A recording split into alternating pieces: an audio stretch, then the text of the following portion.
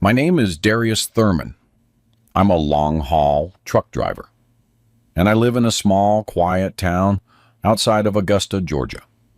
For many years, I drove coast to coast, hauling freight across the entire country, while my heart stayed back home with my wife, Nia, and our son, Ethan. If you're just starting to watch this story now, take a deep breath, because what I'm about to tell you is something I never imagined would happen in my own house, under my own roof, while I was out on the road trying to provide a better life for my family. What I found out completely changed my life, and maybe it will change yours too, especially if you're a parent who has to be away from your kids for work. Sometimes we think we know the people closest to us, but there are hidden things that only come to light when we least expect them. If you're connecting with my story, please hit the like button to bring a little sunshine to this father's heart. Subscribe to the Long Haul Dad's channel so you don't miss my next life stories. And tell me in the comments where you're watching this video from and what time it is there right now. It makes me really happy to know which corner of the country or the world is listening to me and what time of day it is for you. It almost started when I noticed a shift in Ethan's behavior.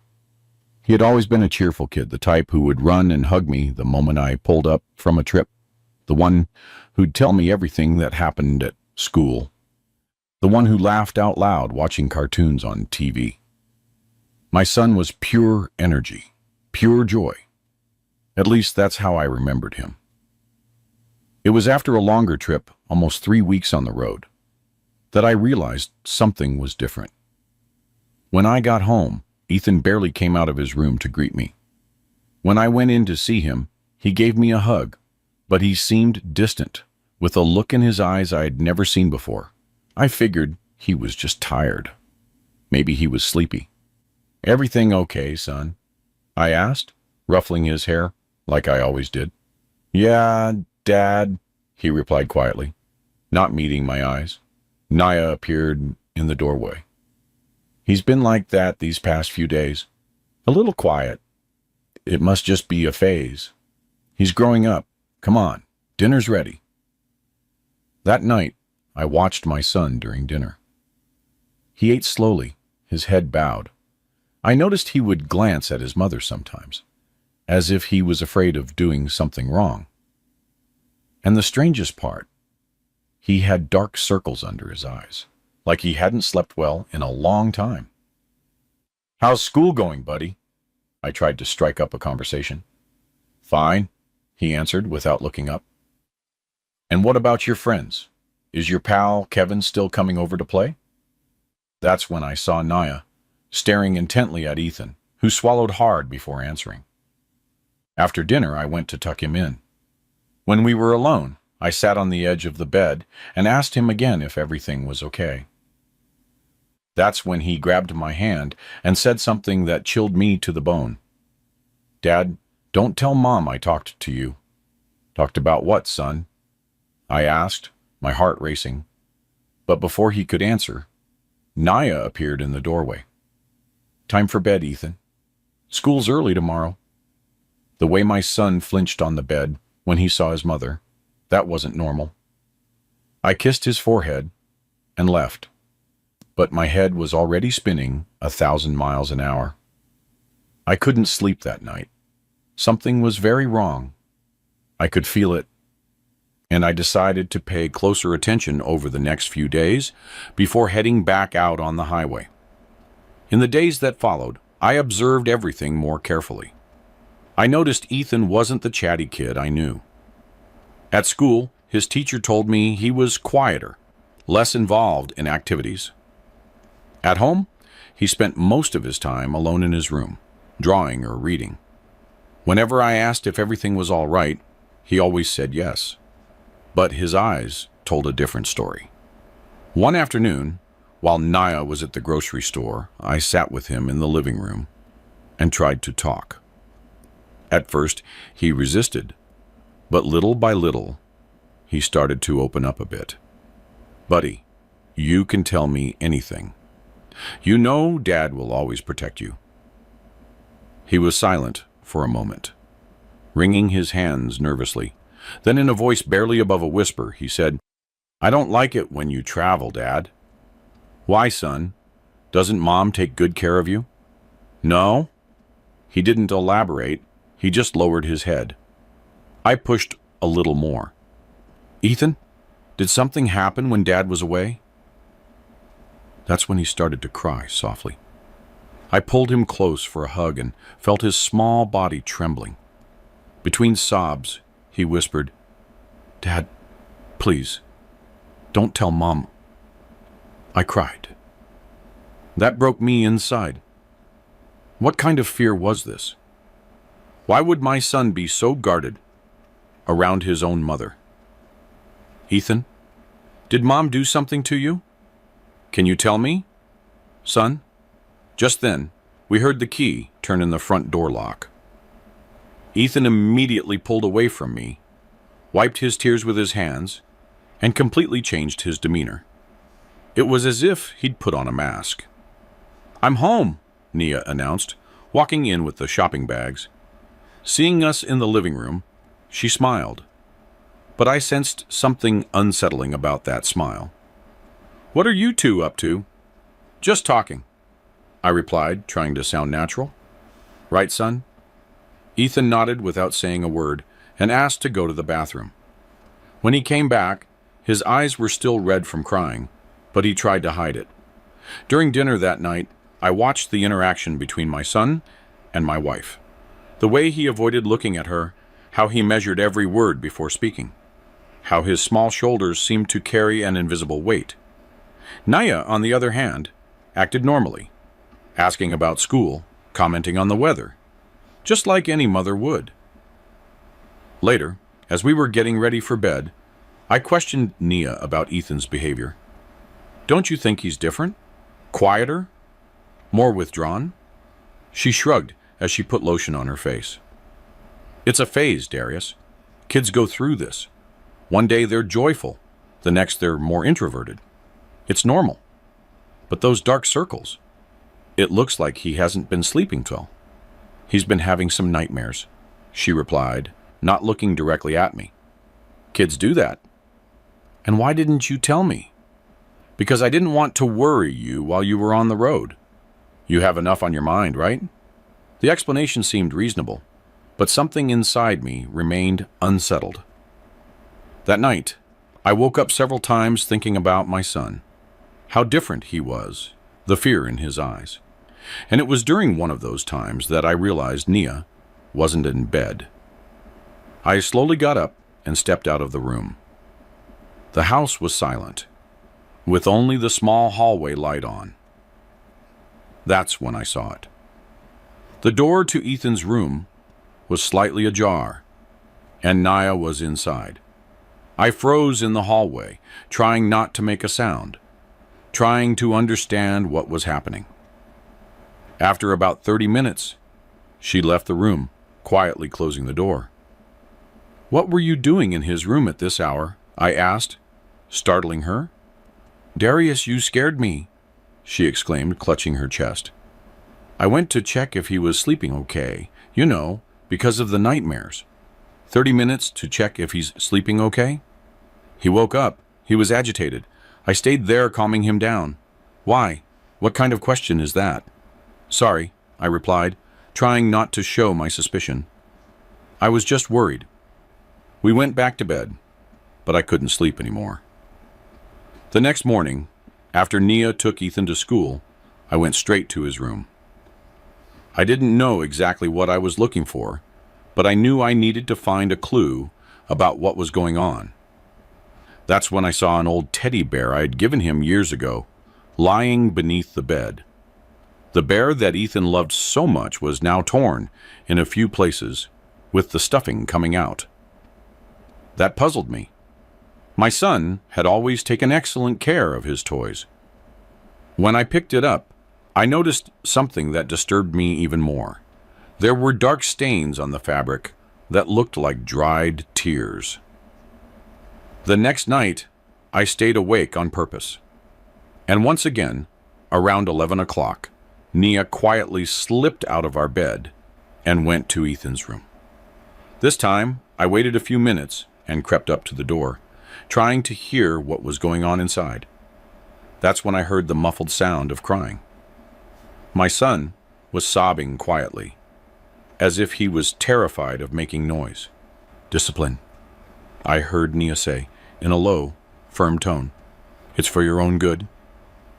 What was happening behind that door? What kind of discipline made my son cry in the middle of the night? It was in that moment that I made a decision that would change our lives forever.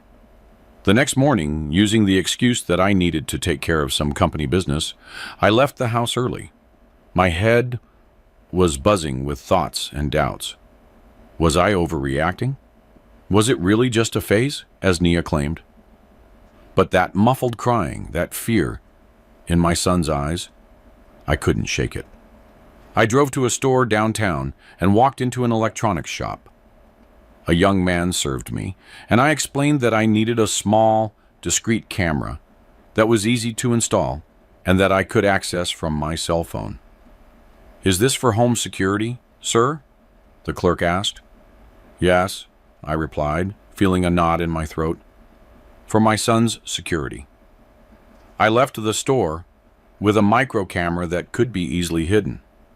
The clerk explained how to install it and how to access it through the app on my phone.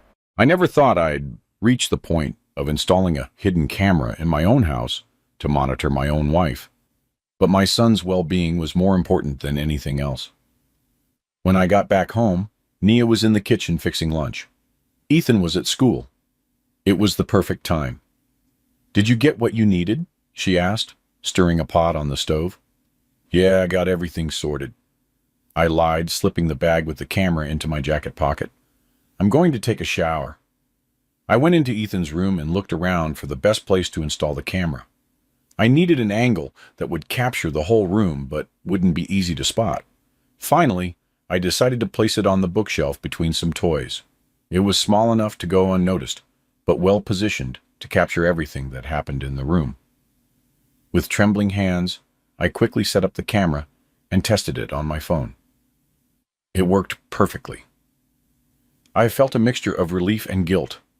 Relief that I might finally discover what was happening, and guilt for invading the privacy of my own home. But something told me I was doing the right thing.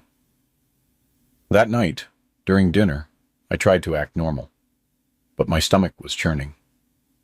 Ethan remained quiet, answering only when spoken to directly, always with that apprehensive glance toward his mother. Nia, for her part, seemed perfectly normal, talking about the neighbors, shopping, and plans for the weekend. "I have to head back out on the road the day after tomorrow," I commented, watching their reactions. "Long trip down to Texas." I saw Ethan's shoulders slump slightly, and a nearly imperceptible flicker in Nia's eyes. "How long this time?" she asked, with a calmness that now seemed suspicious. "At least 2 weeks, maybe more." Ethan dropped his head further, picking at his food with his fork. Nia smiled faintly. "We'll miss you, won't we, Ethan?" He nodded without saying anything. After dinner, I went to put him to bed. When we were alone, he tightly grabbed my hand. "Dad, do you really have to travel?" The desperation in his voice broke my heart. "Yes, son, I need to work. But look, it will go by fast. And I'll be back soon, okay?" He didn't answer. He just hugged me tightly, as if he never wanted to let go. In that moment, I was certain I had done the right thing by installing the camera. The next day, I spent as much time as possible with Ethan. I took him out for ice cream after school. We played catch in the yard. We watched his favorite cartoon on TV. I wanted him to know I was there for him, that he could trust me. That night, before he fell asleep, I sat on the edge of the bed and tried one more time to get him to talk. "Ethan, you know you can tell me anything, right? Even if someone tells you not to." He quickly looked towards the door, as if checking if we were really alone. I know, Dad, he whispered. Is there something happening that you want to tell me? Something that makes you sad or scared? His eyes welled up with tears, but he held them back. I can't, Dad. Why not, son? Why? He started, but his voice failed. Just then, we heard footsteps in the hall. It was Nia approaching. It's bedtime for you too, she said, standing in the doorway. You need your rest for your trip tomorrow, Darius. I gave Ethan one last hug and whispered in his ear, I love you, son. I will always protect you. When I left the room, Nia followed me back to our bed. We lay down, and after a while, I pretended to be asleep. About an hour later, when she thought I was deeply sleeping, she quietly got up and left the room. I quickly reached for my cell phone and opened the camera app. My heart was pounding so hard, I thought it would beat right out of my chest. On the screen, I saw Nia entering Ethan's room. She gently closed the door behind her. Ethan was lying down, but awake, as if he was already expecting the nightly visit. I saw him shrink under the covers, pulling the blanket up to his chin. Mom, please, he whispered. I was good today. You know that doesn't matter, right? Nia replied in a voice I'd never heard from her before, cold, distant. This is for your education. That's when I saw something that froze my blood. Nia pulled a roll end of masking tape from the pocket of her robe. In that moment, I felt my entire body go cold. On the small phone screen, I watched my wife, my son's mother, move towards the bed with the tape in her hand. Ethan shrank even further, his little eyes wide with fear. Please, Mom, he pleaded softly. I promise I'll be better. Shh, she hushed, putting a finger to her lips. The neighbors can't hear, remember? And neither can Dad. With a quick motion, she tore off a piece of tape and, without any hesitation, stuck it over my son's mouth. My Ethan, my 8-year-old boy, having his voice silenced in such a cruel way. My hands were shaking so badly, I almost dropped the phone. That's better, Nia said in a low tone. Now, we won't bother anyone with crying, right? Then, she pulled a hard-soled slipper out of her other robe pocket. Ethan, still with his mouth covered, tried to plead with his eyes. Silent tears began to roll down his little face. This is for your own good, she continued with that icy voice I wouldn't have recognized as belonging to the woman I married. One day, you'll thank me for teaching you discipline. What happened next was one of the hardest things I've ever had to witness in my entire life. Nia started hitting my son with the slipper. These weren't light taps or disciplinary spanks like some parents give. They were hard, repeated blows, all while she whispered for him to learn his lesson. Ethan couldn't scream because of the tape, but his body convulsed with every hit. I watched his small shoulders shaking with silent sobs, tears soaking his pillow. And worst of all, I saw a mixture of pain and resignation in his eyes, as if this was a known routine. I wanted to rush out of my room, burst into his, and make it stop immediately. But a part of me knew I needed concrete proof of what was happening. I needed to document that cruelty to ensure Ethan would never go through this again. So, with a shattered heart, I continued to record. This is for talking too much with your father today, I heard Nia say, between the blows. You know you can't tell him our business.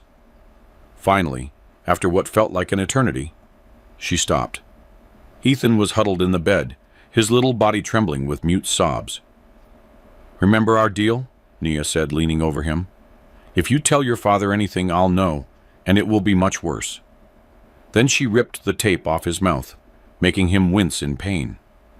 Now dry your face and go to sleep. And I don't want to hear a sound. Understand? Ethan nodded, terrified. Naya smoothed the blanket over him, as if nothing had happened, as if that gesture could erase the violence from moments before. "Good night, son," she said, then left the room, gently closing the door. In the darkness of my room, with the phone still in my hand and the images of what I had just witnessed searing into my memory, I cried silently. How hadn't I seen it before? How could I have left my son vulnerable for so long? The trips, the long absences. How long had this been going on? Minutes later, Nia returned to our bed. I feigned sleep, but every fiber of my being wanted to confront her, to scream, to ask how she was capable of doing that to our child.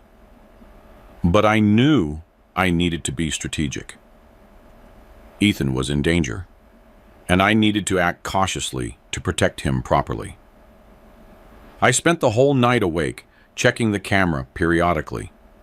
I watched as Ethan, after his mother left, cried silently, clutching the broken teddy bear. I watched as he finally fell asleep, exhausted, and I promised myself that I would do everything I could to get my son out of that situation. The next morning, I got up before Naya and made breakfast for Ethan. When he appeared in the kitchen with the same deep dark circles and a defeated expression, my heart sank. I tried to act normally, but all I could think about were the images from the night before. "Did you sleep well, son?" I asked, trying not to show what I was feeling. "Yes, Dad," he replied automatically, not looking me in the eye. "Ethan?" I called, crouching down to his level. "Look at me." He slowly raised his eyes, and I could see all the fear and pain contained there. "I love you very much," I said, holding his small hands. "And I'm going to do everything to protect you. Do you believe me?" For a brief moment, I saw a flicker of hope in his eyes, but it was quickly replaced by fear when we heard Naya approaching. "Good morning," she said, entering the kitchen as if nothing had happened. "Already having breakfast? That's great." I watched as she poured coffee and spread butter on toast, acting like the loving mother I always thought she was, the same person who, hours earlier, had tortured our son in the silence of the night. "What time are you leaving today?" she asked casually. "After lunch," I replied, trying to keep my voice steady. "I want to take advantage of the daylight on the highway." "Very good," she smiled. "Don't worry about a thing. We'll be fine. Won't we, Ethan?" My son just nodded without saying anything. After breakfast, while Nia took Ethan to school, I rushed to make a copy of the video from the night before. I needed to ensure that evidence was safe. I transferred the files to a flash drive and also uploaded them to cloud storage. I couldn't risk losing that terrible but crucial evidence. When I got back on the road that afternoon, it was far from a normal work trip. Every mile that took me away from home was agony, knowing my son would be alone with his abuser. But now, I had a plan, and the camera would remain vigilant, recording everything, so I could act with the full force of the law. That night, I parked the truck at a rest stop and, with a heavy heart, accessed the camera app. Just as I suspected, the scene from the night before was repeating itself. Naya entered the room, closed the door, and the ritual of abuse began again. "Cry quietly," I heard her say, as she applied the tape to my son's mouth. "Your father can never know this." That's when I made a decision that would change our lives forever. I couldn't wait until I returned from the trip. My son would not spend another night in that house. With trembling hands and tears in my eyes, I called my brother-in-law, Nia's brother. Kevin Ellington was always a stand-up man, always loved Ethan dearly, and even though he was her brother, I trusted him. "Darius, everything okay?" You don't usually call this late, he answered, sounding concerned. Kevin, I need your help, I said, trying to control my voice. It's an emergency. It's about Ethan. What happened? Is he sick? No. It's worse. I need you to go to my house right now and get Ethan out of there. Invent any excuse. Say you need to take him to your place for some reason. Anything. Just get my son away from Nia, please. Darius, you're scaring me. What is going on? Kevin, I don't have time to explain everything right now. I'm on the highway, almost 8 hours from home. Can I trust you? There was a moment of silence on the other end of the line. Then, in a serious voice, he replied, Yes, you can trust me. I'll go get Ethan right now. Thank you, I sighed, feeling a slight sense of relief. When you have him safe, call me, and please don't tell Naya anything. I hung up and stared at my phone, praying that Kevin could get my son out of that house as quickly as possible. Meanwhile, I got back on the road, driving straight home. I didn't care about the delivery, the job, nothing. I just wanted to get home and protect my son. An hour and a half later, my phone rang. It was Kevin. Darius, I have Ethan here at my house. I told Nia I needed his help assembling a surprise gift for Chloe. Since her birthday is coming up, she was a little suspicious, but she let him come. We're home with Chloe. I closed my eyes for a moment, silently giving thanks. How is he? Quiet, kind of scared.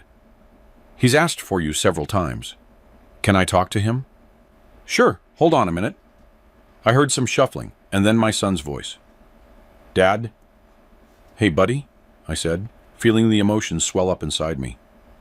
Are you okay there with Uncle Kevin? I'm okay, he replied softly. Dad, are you coming to get me? I am, son. I'm driving home right now. I'll get there as fast as I can. It's okay. In the meantime, you stay there with your uncle. He's going to take care of you. Okay, he said, and I could hear the relief in his voice. Dad, thank you. That simple thank you broke my heart. My son was thanking me for getting him out of an abusive situation and if he didn't deserve to be protected, as if being treated with dignity was a favor. I love you so much, Ethan. We'll be together soon. After speaking with my son, Kevin got back on the phone. Darius, are you going to tell me what's going on? Ethan is terrified of going home. What did Nia do? Kevin, I know this is hard to believe, but your sister has been physically abusing Ethan. I have video proof. There was a long silence. This can't be true. Nia wouldn't do that. I didn't want to believe it either, I replied, my voice breaking. But I saw it with my own eyes. I installed a camera in his room because I noticed something was wrong. She waits for me to fall asleep, or when I'm traveling, and goes into his room in the middle of the night, tapes his mouth shut so he won't make noise, and hits him. They're not disciplinary spanks, Kevin. It's pure violence. Oh, my God, he whispered, clearly shaken. I have the videos. I'll show you when I get there. For now, I just need to know my son is safe. He's safe here with me and Chloe. You can rest easy. Nia has already called twice, asking when I'm bringing him back. What did you tell her? That I needed his help assembling a surprise piece of furniture for Chloe, and that we were going to stop by the burger spot afterward. I said I'd bring him back later. I don't know if she believed me, but it's the best I could come up with. Thank you, Kevin. Seriously. I should arrive home in the morning. I'll come straight to your house. I won't even stop by my place first. We'll be waiting. And Darius, I don't even know what to say. I never imagined my sister was capable of something like that. Me neither, I replied, feeling a knot in my throat. Me neither. I continued driving all night without stopping for rest. Every moment, I thought about my son, about the scars. Those months or years of abuse would leave on him. How could a mother do that to her own child? How had I not noticed it sooner?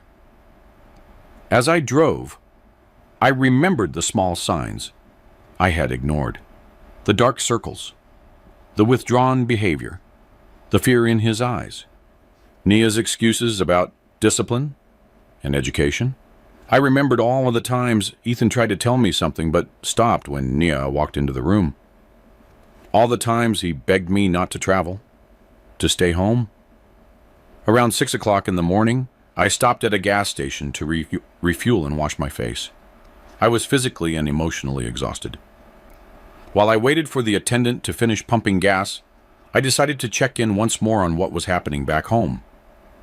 I accessed the camera on my phone and saw that Ethan's room was empty, the bed made. But then I heard Nia's voice on the phone. "I don't know, Mom," she was saying, pacing back and forth in the room. "Kevin picked up Ethan yesterday and still hasn't brought him back. He won't answer my calls. I'm worried. And Darius called saying he's coming home early from the trip." There was a pause as she listened to her mother's response. "I don't know if he suspects anything. He's been acting strange these last few days, watching things closely, asking a lot of questions about Ethan." Another pause. "Of course, I didn't tell him anything. Ethan knows not to talk. He's too scared to tell anyone." I felt my blood boil.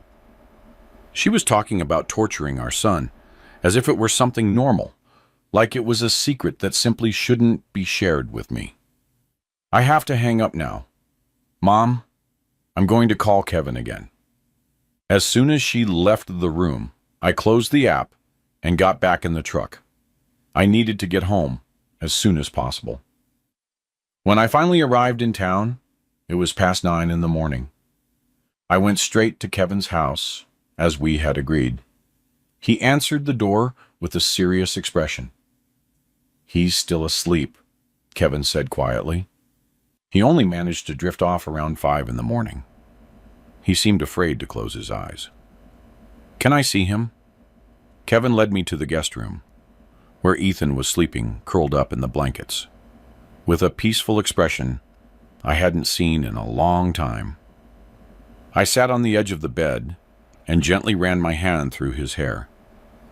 He stirred a little, but didn't wake up.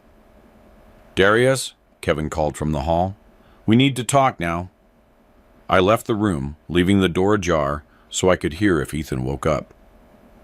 In the living room, Kevin and Chloe were waiting for me, their expressions worried. "I took his shirt off to give him a bath last night," Chloe said, her eyes teary. "He has marks on his back, Darius. Old marks, new marks, like someone hits him regularly." "I know," I finished, feeling the tears return to my eyes. "I know, I saw it. You said you have videos," Kevin reminded me. I took out my phone and showed them the recordings from the last 2 nights. Chloe had to leave the room, crying. Kevin watched in silence, his face pale, his hands trembling. "Oh my God, Darius," he said when the videos finished. This is monstrous. I can't believe my own sister." "Me neither," I replied, putting away the phone. "But we need to act fast. Nia is already suspicious. She's called you several times. I need to take Ethan somewhere safe and go to the police." Just then, we heard a small voice coming from the hallway. "Dad?" Ethan was standing there, rubbing his sleepy eyes. When he saw me, he ran to me and threw himself into my arms, sobbing. I hugged him tightly, promising myself that I would never let anyone hurt my son again. "It's all right now, son," I whispered in his ear. "Dad's here. No one will hurt you anymore." He clung to me as if his life depended on it, and in a way, it really did. I sat on the sofa with Ethan in my lap, his face buried in my chest, his small hands clutching my shirt as if he feared I might disappear at any moment. Kevin and Chloe gave us space, going into the kitchen to make coffee. I just sat there, holding my son, feeling his trembling body gradually calm down. "Buddy?" I called softly, when I felt he was more relaxed. "I need to talk to you about something really important." He lifted his face, his eyes still red from crying. There was so much fear there, so much pain for a child so small. "You don't have to be scared anymore," I continued, holding his little hands in mine. "I know what was happening when I wasn't home. I know what Mom was doing to you at night." His body instantly tensed, and I saw the panic growing in his eyes. "Dad, she'll be mad if she knows I said something." "You didn't say anything, son. I found out on my own," I explained, trying to calm him. "I installed a camera in your room before I traveled.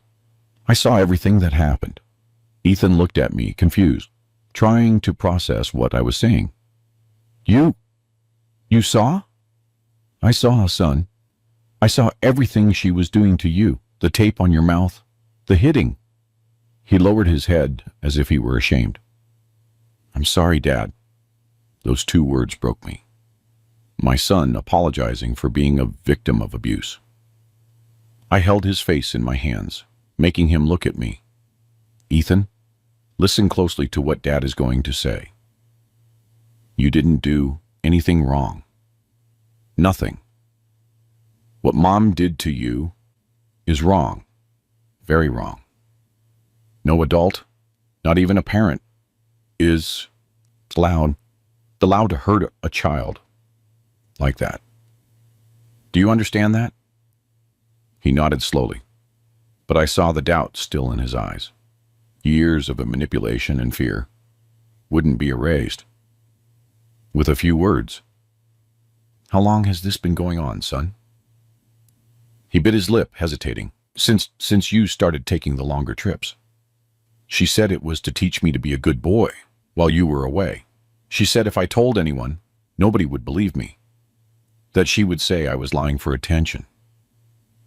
I closed my eyes for a moment, feeling a physical pain, thinking that this had been going on for so long, practically an entire year, and I hadn't realized it. All those trips, all those nights, I left my son alone with his abuser. "And when I was home, did she do this too?" He shook his head. "Not as much, only when you were asleep. She would wait until you were deeply asleep and come into my room, but it was quicker because she was afraid you'd wake up and hear something." I remembered all of the times I woke up and found her returning to bed, claiming she'd gone to the bathroom or gotten water. All the mornings I found Ethan looking defeated, with dark circles and no energy. How could I have been so blind? "When she hit you, why did she say she was doing it?" Ethan shrugged. "Sometimes it was because I talked to you too much, or because I left my school bag in the wrong place, or because I didn't eat all my dinner." He paused, swallowing. "But most of the time, she said she didn't need a reason, that it was so I could learn to be strong." A tear escaped my eye, and I quickly wiped it away. I needed to be strong for him now. "Ethan, look at me," I asked, waiting for his eyes to meet mine. "As of today, this is over. You will never go through this again. Never, I promise you. And Mom, she's going to be really mad when she knows you know. Don't you worry about her. You won't be alone with her ever again." Just then, Kevin returned to the living room, bringing a tray with hot cocoa and cookies. Chloe came behind him, her eyes still red from crying. "Look, Ethan," Kevin said, forcing a smile. "Aunt Chloe made hot cocoa for you." Ethan looked at the tray, then at me, as if asking for permission. "Go ahead, son. You must be hungry." He climbed off my lap and went to sit at the table where Chloe helped him pour the cocoa into a colorful mug. While he ate, Kevin gestured for me to follow him out to the backyard. "So, Darius, what are you going to do now?" "I'm going to the precinct," I said, determined. "I'm going to show the videos, file a report, and ask for a restraining order for Ethan. I'm going to do everything necessary to keep my son safe." You know this is going to destroy your family, right? That Naya could go to jail? I looked at him seriously. Kevin, I know she's your sister, but what she did, what she's been doing for months, that already destroyed our family. A mother who tortures her own child doesn't deserve that title. And yes, if the justice system decides she should go to jail, so be it. He nodded slowly. You're right. It's just hard to accept that your own sister is capable of something like that. But Ethan comes first. He's just a kid. Exactly, I agreed. And I failed him once. I won't fail him again. What can I do to help? You're already helping Kevin by giving us shelter, by protecting my son when I couldn't. I just need you and Chloe to stay with Ethan while I go to the precinct. I don't want him to go through this right now. Of course, no problem. He can stay here as long as necessary. We went back inside and found Ethan more cheerful, talking quietly with Chloe while she served him more cookies. It was the first time in a long time that I'd seen him like this, almost relaxed, almost like the boy he should be. Buddy, I called, kneeling beside him. Dad needs to go out for a few hours to take care of some important things. You'll stay here with Uncle Kevin and Aunt Chloe, okay? The panic immediately returned to his eyes. You'll come back, right, Dad? Promise? Of course. I'm coming back, son. I promise. I'm just going to sort some things out to make sure you're safe. Mom is going to come and get me, isn't she? No, I replied firmly. She's not coming here. Are you sure? Understood? He nodded, but still looked insecure. Chloe, sensing his fear, suggested, Ethan, how about we watch that superhero movie you love so much while your dad takes care of things? The suggestion seemed to cheer him up a little. I gave him one last hug before leaving, promising him again that I'd be back soon. On the way to the precinct, my phone wouldn't stop ringing. It was Nia. I ignored the first few calls, but on the fifth try, I decided to answer. I needed to buy time. Hello, I answered dryly. Darius, she exclaimed, sounding relieved. Thank God. I've been trying to call you for hours. Kevin took Ethan last night and still hasn't brought him back. He won't answer my calls. I'm worried. The hypocrisy of those words infuriated me. Her, worried about the son she methodically abused. He's fine, I replied, trying to control the rage in my voice. He's still with Kevin. Why didn't you tell me you were coming back early, and why haven't you come home? Where are you? I'm taking care of some business, I evaded. I'll be home later. Darius, what is going on? You're acting strange. We'll talk when I get there, I replied, and hung up before she could ask any more questions. At the sheriff's office, I was met by a detective who listened to my account with attention and seriousness. When I showed the videos, she shook her head, visibly disturbed. Mr. Thurman, this is a serious case of domestic violence against a minor, she explained. We are going to take all the necessary measures. First, we will file a detailed report and request an emergency protective order to keep your wife away from the child. And what about the custody of my son? You can immediately file for temporary custody while the process moves forward. With this evidence, it is very likely the judge will grant the petition. I spent the next few hours giving a statement, filling out forms, and sending the videos to the police system. The detective called the Department of Children and Family Services, which sent a representative to monitor the case. Everything seemed to be happening in slow motion and fast forward at the same time. When I finally left the precinct, it was late afternoon. I had a police report and a protocol for the protective order petition in hand. The detective assured me that an officer would go to my house that very day to notify Nia about the order, which prohibited her from approaching Ethan or contacting him in any way. As I drove back to Kevin's house, I received a call from an unknown number. It was the court officer informing me that he had just served Nia with the protective order notification. She didn't react well, he commented.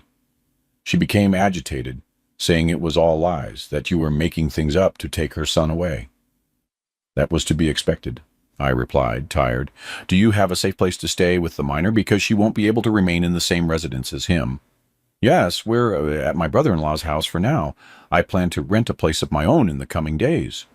Excellent. Any problems? Contact the precinct immediately. When I arrived at Kevin's house, I found Ethan calmer, watching TV with Chloe. When he saw me, he ran to hug me. You came back, he exclaimed, relieved. I promised you, didn't I? I smiled, picking him up, and Dad always keeps his promises. Kevin called me into the kitchen while Chloe stayed with Ethan in the living room. Naya came here, he said quietly. I felt my blood run cold. What? When? About an hour ago. She was furious, saying you'd made up lies about her, that you wanted to keep her away from her son. She said she had just received a protective order and knew we were here. She tried to come in to see Ethan. Tried? She tried, but I didn't let her. I told her she was very upset, and it would be better to come back when she was calmer. She threatened to call the police, but I reminded her the protective order was against her, not us. She eventually left, but I'm sure she'll be back. We're going to have to leave here, I concluded, running a hand through my hair. I don't want to involve you guys more than I already have. Where will you go? I'll rent a hotel room for now, until I find an apartment. Don't be foolish, Darius. Kevin put his hand on my shoulder. You can stay here for as long as you need. My house is big. We have the guest room. Ethan is already feeling comfortable here. I don't want to cause trouble for you and Chloe. Nia is your sister. This is very complicated. She is my sister, yes, but what she did is unforgivable. Ethan is just a child. He didn't deserve to go through this. You're staying here until you get settled again. End of story. I felt a wave of gratitude for that man who, despite being the brother of the person who had caused so much harm, chose to side with what was right, with justice and the protection of an innocent child. That night, when I tucked Ethan into the guest room, he asked me to stay until he fell asleep. I lay down beside him, and we remained in silence for a few minutes. Dad, he called quietly. Mom won't hurt me anymore, right? No, son, never again, I promised, holding his little hand. Dad is going to protect you, always. She got really mad because you found out. I think so, but that doesn't matter anymore. What matters is that you're safe now. He was silent for a few more moments. Then he whispered, You know, Dad, I prayed every night for you to find out. I was so scared to tell you. I felt tears return to my eyes. I'm so sorry I didn't find out sooner, son. I'm so sorry. It wasn't your fault, Dad, he said, with a wisdom beyond his years.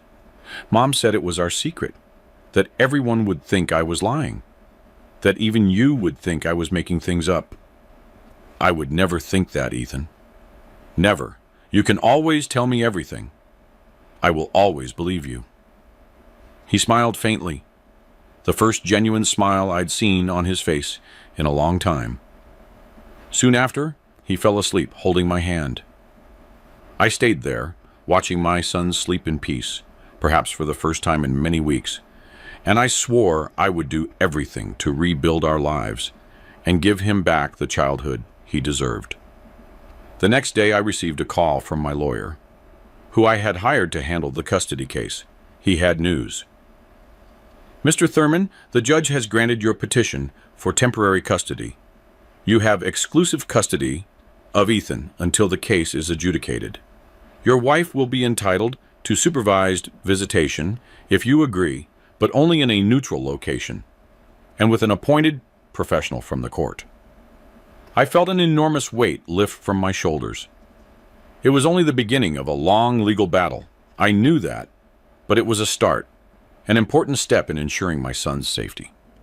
When I hung up the phone, I saw Ethan watching me from the kitchen doorway, his eyes full of hope and fear at the same time. "Dad, are we going to be okay?" I opened my arms and he ran to me. I hugged him with all the strength of my love, knowing we had a long road ahead, but determined to make everything work out. "Yes, son, I promise you, we are going to be okay." The weeks that followed were weeks of adjustment and healing. We rented a small apartment close to Kevin and Chloe's house, which continued to be our safe haven. I had to make difficult decisions about my job. The long-haul trucking trips were incompatible with the new reality of being a single father. I spoke with my boss and managed to arrange a deal. I started making only regional deliveries that allowed me to be home every night. Ethan began therapy 3 times a week. Dr. Ramirez, the psychologist, specialized in childhood trauma and had a lot of experience with child victims of domestic violence. At first, my son was reluctant to talk, but slowly he began to open up, expressing his fears and pain in ways his small mind could process. One afternoon, after a particularly intense session, Dr. Ramirez asked to speak with me alone. "Mr. Thurman, Ethan is making progress, but the trauma is deep," she explained seriously. "He lived for approximately a year under constant terror, always dreading the moment his mother would enter the room to hurt him. Will he overcome this someday?" I asked, anxious. "Children are surprisingly resilient when they have adequate support," she smiled faintly. "The fact that you acted quickly when you discovered the abuse was crucial. Many children are victimized for years because the adults around them don't believe them or choose not to see." "I should have noticed it sooner," I said, feeling the weight of the guilt I still carried. "Abusers are very skilled at hiding their actions, Mr. Thurman. And from what Ethan told me, his mother constantly threatened him to ensure his silence. She chose moments when you weren't around, or when she believed you wouldn't notice. This is typical of abusers." I thought of all the trips, all the nights I spent away from home, leaving my son vulnerable. "I'm going to change my job permanently. No more long-haul trips." "That's an important decision," she nodded. "The constant presence of a protective adult is fundamental to Ethan's recovery. He needs to feel safe, to know he can trust you to be there." "I'll always be there," I promised. And regarding supervised visits, the judge granted Nia that right, and I don't know how Ethan will react to seeing his mother. Dr. Ramirez sighed. "That's a delicate matter. Legally, she has that right, unless it's proven and that the visits would be detrimental to Ethan's mental health. Based on what I've seen, I can prepare a report for the court recommending that the visits be temporarily suspended, at least until Ethan is more emotionally stable." "That would help a lot," I replied, relieved. "He still wakes up screaming some nights, calling out, afraid that she'll come to hurt him. Nightmares are common in trauma cases. They will decrease with time and therapy." She paused. "Mr. Thurman, there's one more thing we need to discuss. Ethan mentioned that his mother used religion to justify the punishments. She said it was biblical discipline, that she was doing it for his own good." I felt my stomach churn. "She was never particularly religious with me. I never imagined she would use that as an excuse for—" I couldn't even finish the sentence.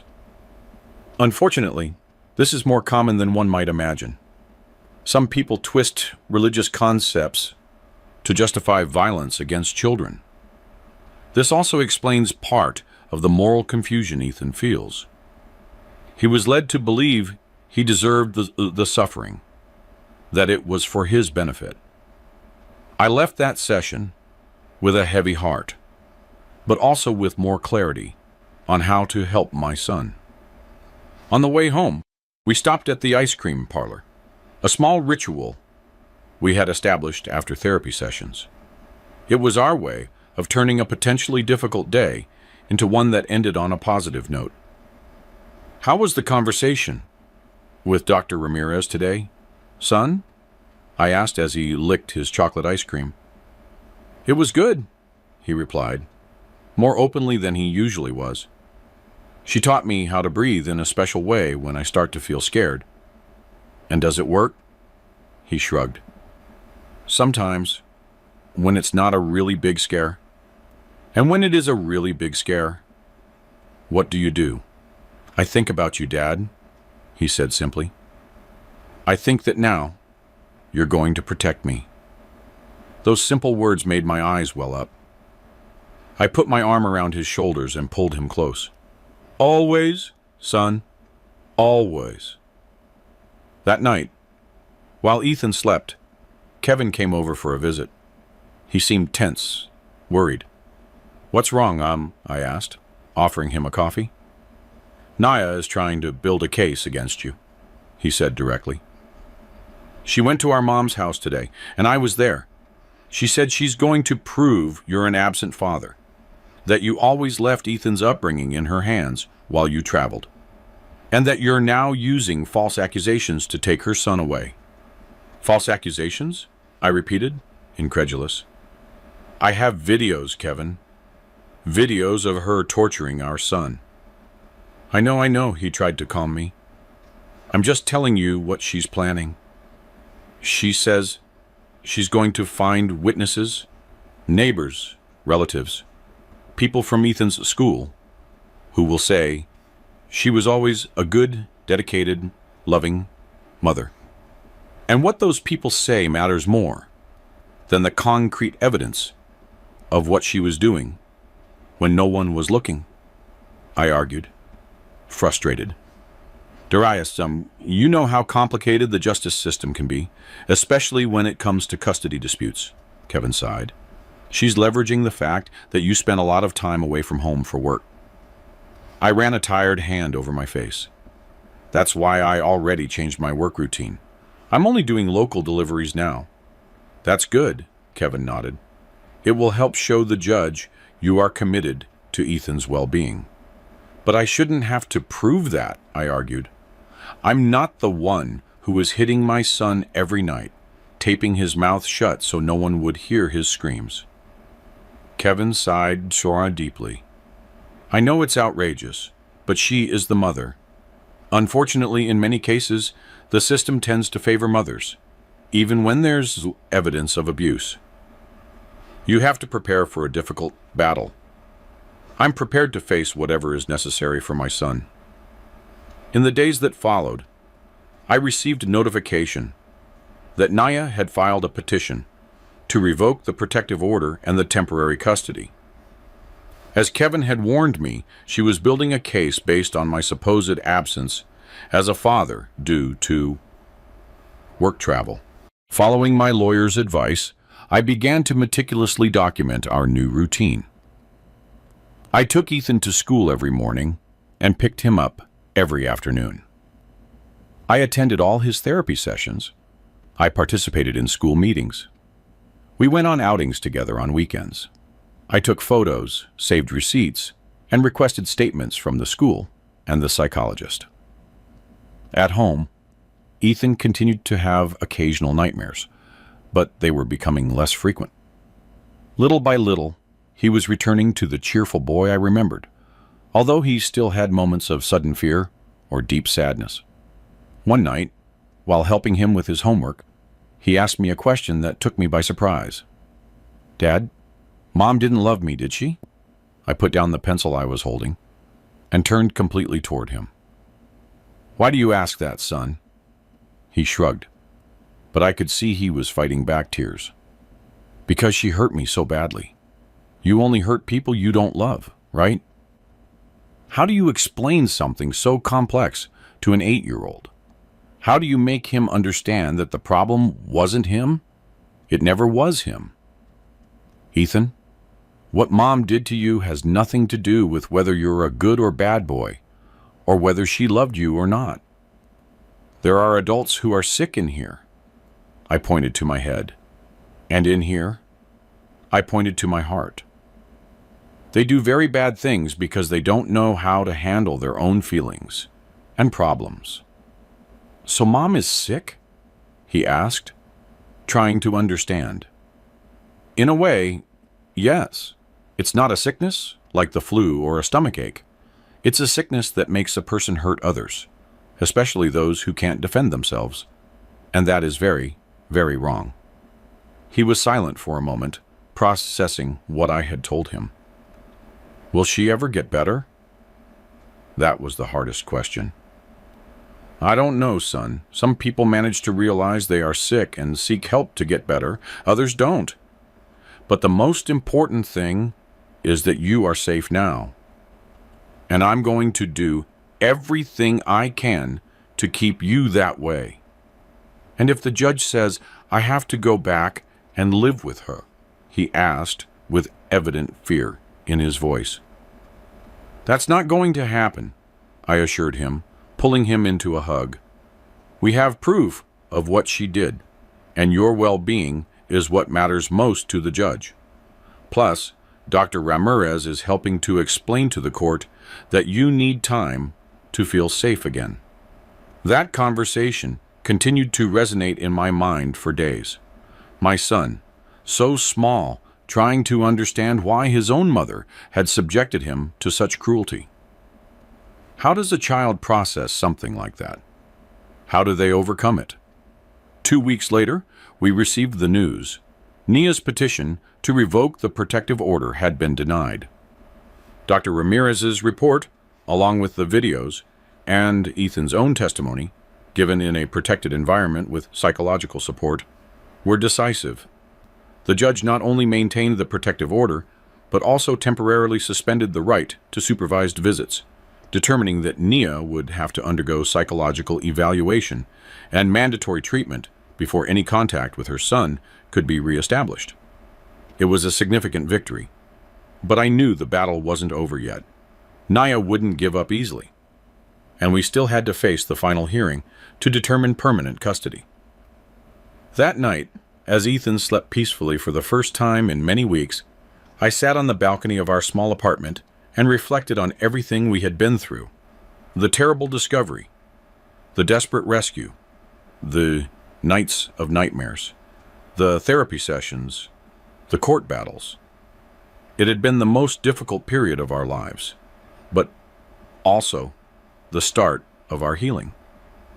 I looked up at the stars, thinking about how our future now seemed a little clearer, a little more hopeful. Ethan was starting to smile again, to play, to trust. I had found a new balance between work and family, prioritizing what really mattered. And although the road was still long, for the first time in a long time, I truly believed we would be okay. My phone vibrated with a message. It was Kevin, sending a photo he had taken that day during a BBQ at his house. Ethan was smiling as he held a marshmallow on a stick over the grill, his eyes shining with a genuine joy I hadn't seen in so long. Below the photo was Kevin's message. "That smile is worth every battle, isn't it?" I replied, my heart full. Every single one. Today, almost 2 years after that fateful night when I installed the camera in my son's room, our lives have taken a completely different path.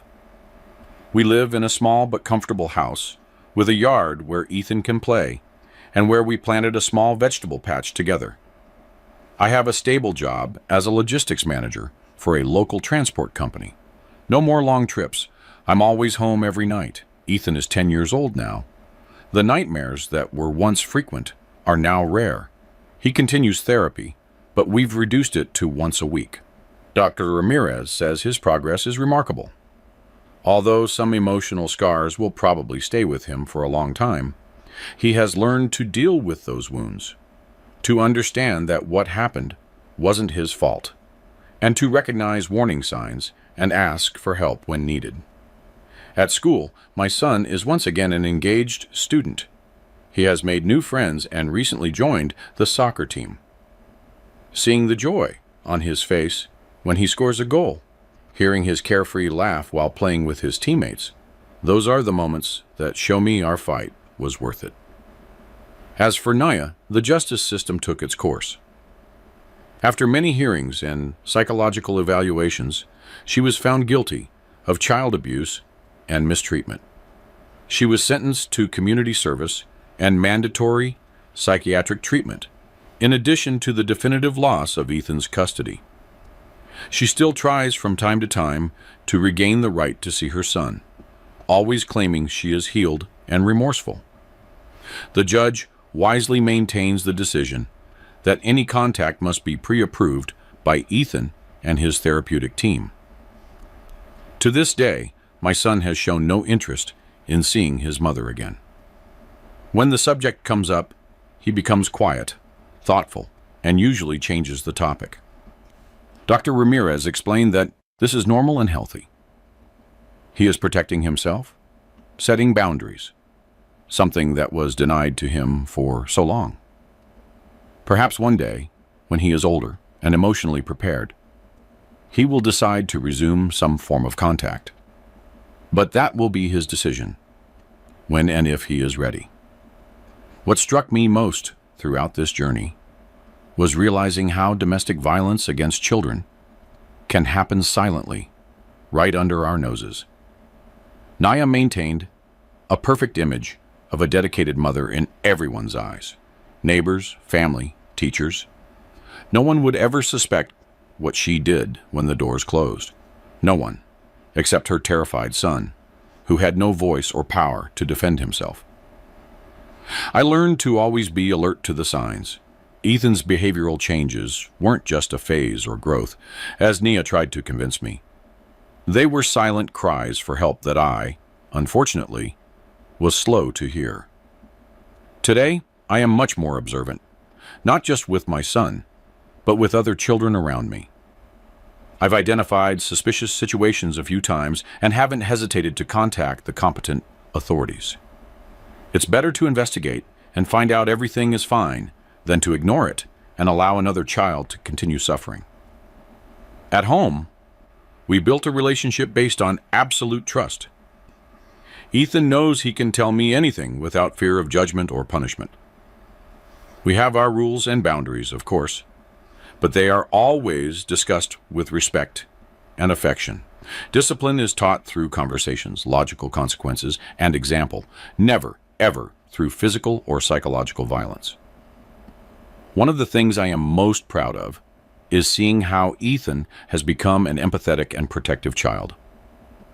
At school, he often defends classmates who are being bullied or who seem vulnerable. "Everyone deserves to feel safe, Dad," he told me once, with wisdom beyond his years. Recently, I was invited to give testimony at a support group for single parents who have gone through domestic violence situations. I shared our story, highlighting the importance of being alert to the signs, of believing children when they try to communicate that something is wrong, and of acting quickly when there is suspicion of abuse. After my talk, a woman approached me, crying. She had just discovered that her ex-husband was abusing their son during weekend visits. I installed cameras after noticing strange behavior in the child, just like you did. Your testimony gave me the courage to move forward with the process, she said, squeezing my hand. Knowing that it's possible to rebuild your life, that children can recover, that gave me hope. And that is what I carry with me every day, hope. Hope that Ethan continues his path of healing, that he grows up strong and confident, despite the adversities he faced so early in life. Hope that our story can help other families identify and interrupt cycles of violence. Hope that as a society, we can better protect our children. That camera I installed in my son's room not only documented the horror he was living through, it saved his life. It allowed me to see the dark truth hidden in my own home and gave me the necessary tools to protect him. It was a desperate gesture that turned into salvation. Today, when I see Ethan playing carelessly in the yard, running after the ball with our dog, a mixed breed we adopted last year, I see a child who is finally living the childhood he deserves. The eyes that once carried so much fear now shine with joy and curiosity. The deep dark circles have given way to rosy cheeks. The scared silence has transformed into laughter and animated conversations about his school days, his friends, his dreams. Sometimes when we're watching TV together or reading a bedtime story, he snuggles into my arms in a way that reminds me how far we've come. In those moments, I silently give thanks for having followed my instincts that night, for not having ignored the signs, for having the courage to face the truth, no matter how painful. The journey wasn't easy.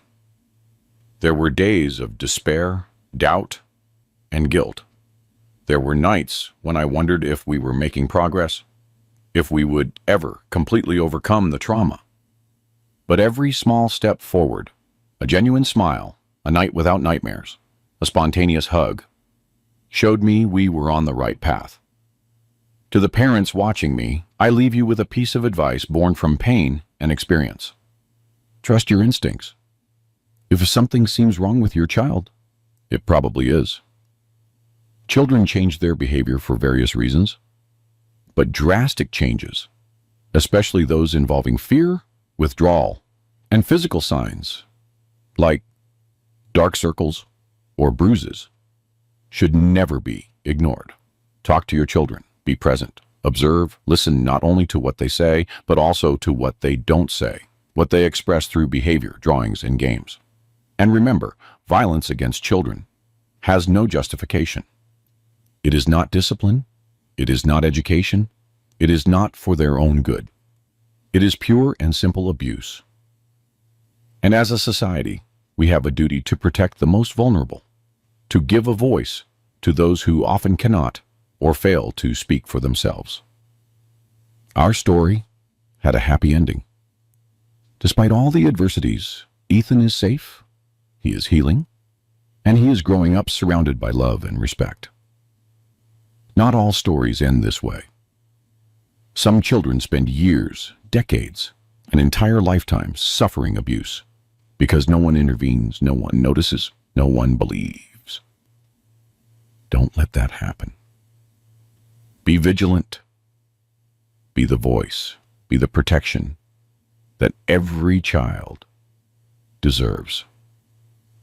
If this story touched your heart, give a like so that this dad can feel happy. Subscribe to the Long Haul Dad's channel right now so you don't miss the next stories I will tell with all my heart. And tell me in the comments where you're watching this video from and what time it is there right now. If you know of a similar case to ours, or if you've had to make a difficult decision to protect a child, share your experience. It makes this dad very happy to know which city you're watching from and at what time of day you're keeping me company, and also to be able to exchange experiences that can help other families.